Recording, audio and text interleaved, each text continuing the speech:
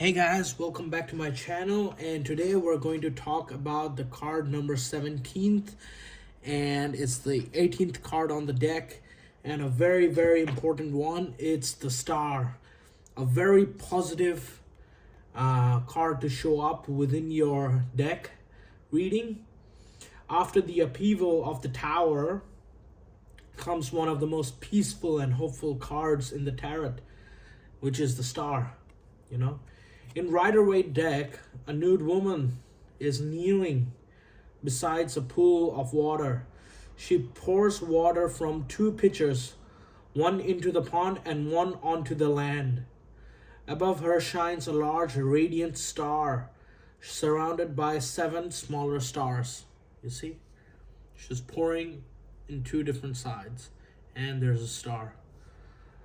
And the woman's nudity actually symbolizes the truth, vulnerability, and authenticity. You see, nothing is hidden, there's nothing to hide but the absolute authentic yourself, being vulnerable and truthful. After the false structures of the tower have fallen away, we are invited to simply be ourselves. The water represents continuous flow of life and healing. One stream returns to the pool, symbolizes the inner life, intuition, and emotions. You see? The other nourishes the earth, symbolizing our actions and our contribution to the world. You see? The great star above her represents hope, guidance, and spiritual inspiration. Seven smaller stars often symbolize completeness and the harmony of the universe around her. You see? The bird in the tree just behind her back often is associated with ibis, the long-beaked bird. And it symbolizes wisdom and higher learning. Even in Egyptian culture, ibis is seen as a holy figure. The card is a card. The star card is for the renewal. It appears after difficulty, you see, and reminds us that healing is possible. Faith returns, inspiration returns, and a sense of purpose returns. You ask yourself, what gives me hope? How can I trust myself and the journey ahead? You see, you're the star, shining bright, even on the daylight. It's there, visible, to be seen by everybody, symbolizing truth and authenticity without any cover. So be open and authentic, because healing is taking place and hope is guiding you towards the renewal. So she pours one in the water and one in the land. The water is full, yet you can pour it in. And you pouring to the land, some of it goes to the sea itself. So that means that no matter where you split your two different things, it's always going to come back to that same source.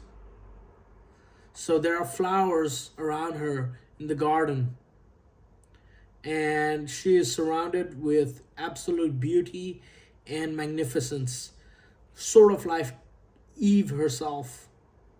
So that is the thing about the card, is that this card shows up. That means you're going to be a star in your life, a shining radiant hope that illuminates everything around it. So now in the celestial tarot deck, we lift our eyes to the heavens.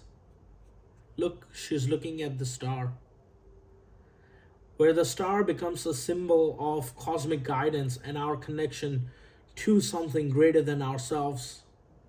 You see, the star is a symbol of universal peace.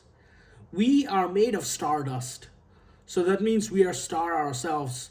It's just that our biological configuration has turned out to be that of a human figure.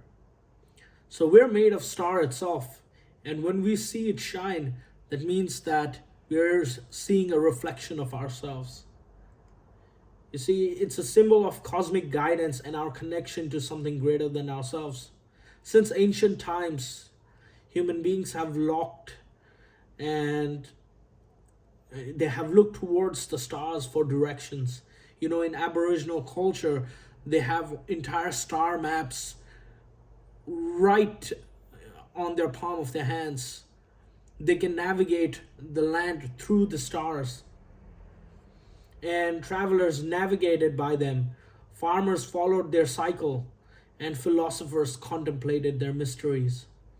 In the celestial tarot, the star represent orientation and meaning within the vastness of existence itself. You see? The night sky can make us feel small, yet it can also make us feel connected to something immense and beautiful. The stars remind us that even in darkness there is light, you see? It's a night sky, not like the bright sunny day where you can still start and see everything. And this card often comes when we are rediscovering our purpose, recovering from challenges, or beginning to trust one's life unfolding once again. The star teaches us that hope is not naive optimism. It is quiet confidence that there is a meaning beyond what we can presently see. Just as the starlight travels enormous distance between our eyes as you're watching it, the guidance we seek may already be on its way, even if we do not perceive it yet. You ask yourself, what is guiding me through this season of my life? Where am I being called to place my trust? You see, the message is that even in the darkest sky, the stars continue to shine. Trust that you are part of a larger and meaningful journey. You see, now we pull up. Finally, we enter the sacred world of the Book of Hours, where the star is understood as a divine guidance, contemplation, and the light of hope that leads the soul forward. You see, the star is represented as baby Jesus, and you can see Joseph and Mary staring at their own kid. This is an art by John Bordicon. In medieval Christianity, stars were often symbols of heavenly wisdom and divine direction. The most famous example is Journey of the Magi, where a star is guided to, it was guided, it guided the wise man towards the Christ child, you see. So this is the thing. The star becomes an image of sacred hope. So, the star guided the wise man towards the Christ child. So you can see how they have come and seen the holy child. The illuminated manuscripts of Middle Ages were often filled with stars, gold leaf, and celestial imagery to remind the reader that earthly life is a part of greater spirituality. You see, the star teaches that hope is a virtue. It sustains us during uncertainty and encourages us to keep walking even when the destination is not yet visible. After times of sorrow, loss, and spiritual dryness, the star appears as a gentle promise that light remains present. This card invites us to quietly trust. We may not understand every event in our lives, but we can continue to move forward, guided by wisdom, faith, and hope. You ask yourself, what light still shines within me? Where am I being gently guided? Can I trust that even this difficult chapter is leading me somewhere meaningful? Lift your eyes towards the light. Hope is a sacred companion, and even the faintest star can guide the soul through the darkest night. You see, there are three visions of the stars here in the tarot decks. This teaches us healing, authenticity, renewal, truth, and just being frank as possible, that you're being guided towards the heavenly light. This one teaches us the cosmic guidance and trust in larger patterns, you see. And this one teaches us that sacred hope and divine illumination does exist. After every storm comes a clear night sky. Light may seem distant, you know, but it is enough to guide the next step of the journey. Empathetic starseed, energetic sovereignty, absorbing what's not yours. You see, let's read the starseed oracle deck.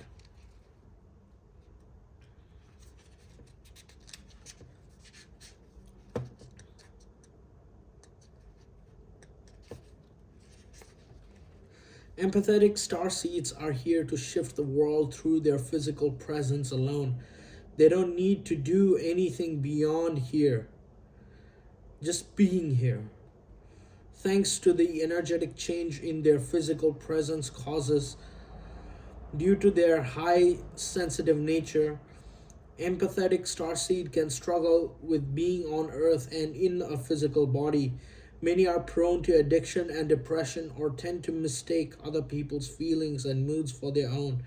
Natural introverts, they tend to prefer spending time alone in smaller groups.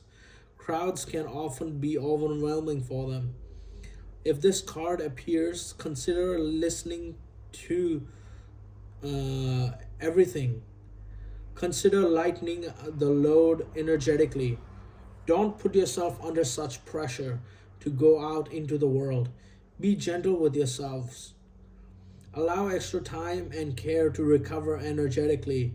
If you're being and feeling pressured to keep up a certain pace, instead, put on the brakes and treat yourself like a precious baby. Do whatever you can to take pressures of the world off your plate. Switch off and on and back on. In today's world, it is normal to feel that we should be doing more, but perhaps being present in our life is enough. This could be a phase you're going through, or simply how you're being called to live your life. If your work involves giving it to others, right now you're being called to keep something for yourself. You don't need to transmute it all. It's okay to look after your own growth and healing before feeling you need to offer something to the world. Indeed, it's necessary if you want to continue to do it sustainably. How can you take yourself better care of yourself energetically? You see, I am an empath in the sense that I feel really deeply about the world and people.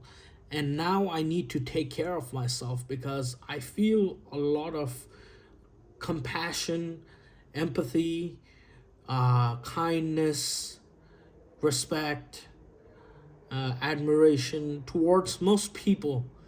But I need to take care of myself because, like if I keep on showing that side of me, you know, it's going to drain me energetically. So I need to sort of relax back and just take my time and not worry about things and then go on it again. So what happens is that, you become sensitive to others energies. So since you're a beacon of light and you're so positive and kind in nature, these all things come about where problems might come and occur, and your energy is being drained left and right. So better protect yourself energetically, and the way you do it is by becoming a star, where star shines bright, and the star is still shining, but there's daylight to sort of counteract that. So make sure you shine and be better at yourself all the time, and take care of yourself. And I guess that's about it for today.